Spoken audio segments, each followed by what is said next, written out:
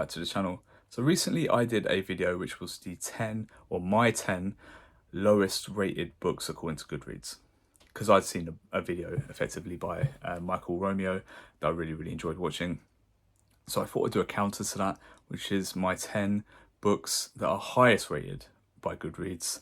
So I'm going to go through those today. It's not as interesting a list because you'll notice that one genre and particular authors dominate this.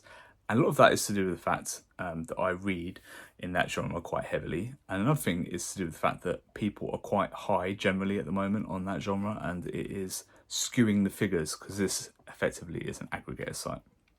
So let's get started at number 10. Just to let you know, I only agree with kind of like 3 or 4 of these out of the 10. These aren't necessarily my opinions. I'll let you know as we go. At number 10 is A Game of Thrones by George R.R. Martin, the first book in A Song of Ice and Fire. Now, I agree with pretty much perfectly. This would vie for my 10th spot. It would be somewhere into kind of 10 to 12 best books I've read in recent years.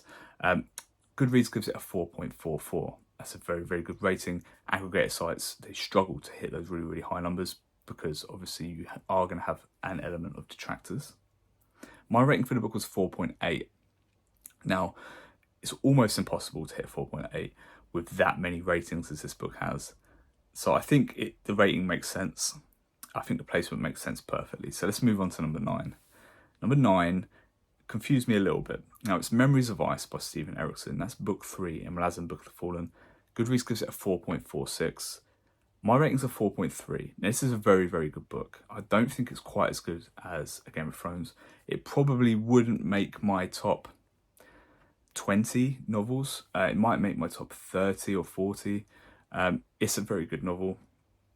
The issue I have with it is, do Malazan fans believe this is the best Malazan book? How many Malazan books score higher than a 4.46? I've only read 4, but for me, book 4 edged out book 3. So I would have had book 4 here personally. So I don't agree with it being in the top 10, but it is a very good book, and I don't disagree at all. A 4.46, I give it a 4.3.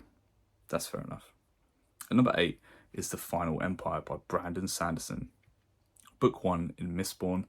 I think this is the best book in the Mistborn series, to be honest. I think it's a decent series. Goodreads gives it a 4.48. I gave it a 4.5.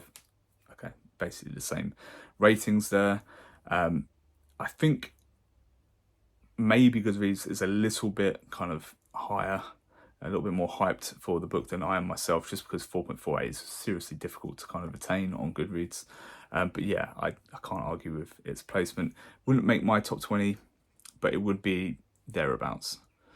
Number 7 is The Two Towers. Yeah, so Tolkien, Lord of the Rings, book 2, it gets a 4.49 on Goodreads.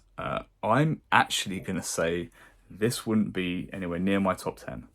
Now, if we were talking about Lord of the Rings, I would say this is a really good entry.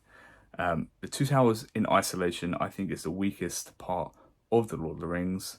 I really enjoy the kind of industrial commentary that Tolkien does during this novel, and also really enjoy kind of elves coming to the rescue. Always kind of evokes an emotional response from me. Other than that, I think this is the weakest part of Lord of the Rings. I think generally there's a lot of kind of moments of reflection, there's a lot of exposition, there's it kind of hurts the pacing. I feel like, everyone just talks about the Battle of Helm's Deep every time they talk about this novel, and guess what? It's nothing like the movie in the book. Not that that's a bad thing, because I don't think the movies come close to the book personally, but that's always been my take on it. 4.49. I don't disagree with it being on someone's top 10. It's not going to be in my top 10. I do think it's a 4-star read. I just think 4.49 is maybe a little high for that one. But I love Lord of the Rings. don't get me started on that. Number 6 is Ruin by John Gwynne. I am shocked to see John Gwynne up here. Obviously, people on Goodreads absolutely love John Gwynne. I love John Gwynne, so I'm really happy that it's here. I'm just quite shocked. Goodreads gives it a 4.49. I rate it a 4.6. Those make a lot of sense because, like I said about the aggregators earlier, Ruin, it's it might be the best book in the series. I'm not quite sure. I'd probably go with Wrath, but it's by literally a hair's breadth. Ruin's a great novel. And at number 5 is Wrath. Again, neither Wrath nor Ruin would make my top 10. They've got a shot at making my top 20. Wrath's got a 4.52. That's really, really high on Goodreads. That's crazy. My rating's a 4.7. I would probably say Wrath, Malice and Ruin are all of such equal quality for me. It's really hard for me to kind of separate them. They would all be vying in my kind of top 25 or 30 novels probably. I just love John Gwynn's writing. I love his characters, his plotting. It's fantastic. But number 5 is really, really high. It wouldn't be my 5th favourite novel, but I am really happy to see it there. And number 4, again, we're back with Brandon Sanderson. I'm not surprised, he's so popular. It's The Hero of Ages, book 3 in Mistborn. Goodreads gives it a 4.54, and I give it a 4.5. I think this is of similar quality to The Final Empire. I'd probably have The Final Empire. I'd have probably some switched around. This book would not make my top 20 books. It's in at number 4 on this list. So I suppose it's a popularity contest in these things a lot of the time. It's a very, very good book.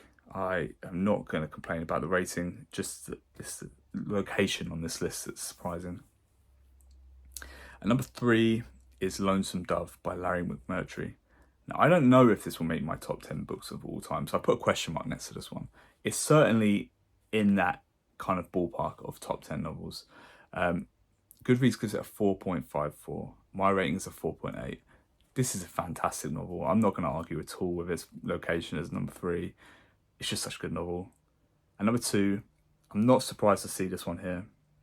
It's A Storm of Swords by George R.R. Martin. This is book 3 in A Song of Ice and Fire. Most people's favourite book in this series, and a lot of people's favourite or best fantasy novel of all time. Goodreads gives it a 4.54, which is crazy high. I give it 5 stars.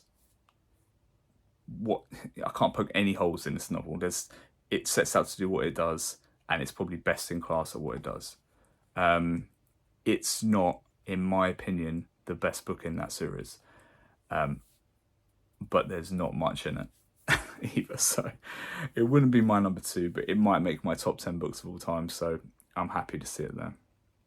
And number 1 is The Return of the King. Goodreads gives this a 4.57. This is obviously book 3 in The Lord of the Rings. I would rather see Lord of the Rings as one entry on here personally, but there it is. My rating is 4.8. Now, I actually think Fellowship of the Ring is the strongest of the pieces of Lord of the Rings, if you want to put it that way. And I would probably have that here. But Return of the King, I can't argue with 4.57. I gave it a 4.8. I think Return of the King is excellent. Very emotional, very intense, beautifully written. Yeah, it's number 1 of all the books that I've read, apparently. Now, there's a real lack of genres in here. There's a real lack of classics in here. And I think that just speaks about Goodreads. Now, I'm just going to rant a little bit about Goodreads. I think the more ratings you've got, the harder it is to attain those really, really high numbers. So books on here with so many, Lonesome Dove, Storm of Swords, Return of the King, it's a testament to their quality that they've had that many ratings and managed to score more than 4.5. That's very difficult in an aggregator. That means a lot of people really, really enjoy these, but they are genre fiction. People kind of know what to expect when they go into these. If you like a Western, you're probably going to like Lonesome Dove. If you like fantasy, you're probably going to like A Storm of Swords. The issue you've got is with more literature, like classic literature or litfic or whatever you want to call it, with older classics that might be taught in colleges and schools, they're going to struggle to hit these kind of numbers. I think a lot of that is because some people won't have chosen to read them, or people might not necessarily know what the content is or the themes are before they enter into it, and you're more likely to get a few more detractors. You'll get just as many high rated reviews, but Goodreads is an aggregator site, so it's going to struggle to kind of filter out the noise. So what I would say is Goodreads, it's fun to do these kind of videos, but find a reviewer that you connect with, who you have very similar kind of bookish opinions to, and let them guide your choices of what to read, your TBRs, more than Goodreads, because unfortunately you're going to get steered wrong a fair bit. Obviously fantasy is very, very popular, and that's very obvious. Obviously about 40% of everything I read is fantasy, so I was expecting half this list to be fantasy. I was not expecting 9 out of 10 books to be fantasy on this list. That's ridiculous, and it's not realistic, but it was fun to do anyway. Let me know what surprised you that made your top 10 in your Goodreads top 10 rated books.